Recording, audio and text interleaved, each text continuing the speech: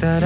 बोल्न मन लाग्छ कुरा सोध्न मन लाग्छ मन एक्लै हुँदा त झन् तिमीलाई नै सम्झन्छ मनले ठाउँ छोडी कहाँ गयो गुम्सिए अप्ठ्यारो भयो सुनिदेऊ यो भित्री व्यथा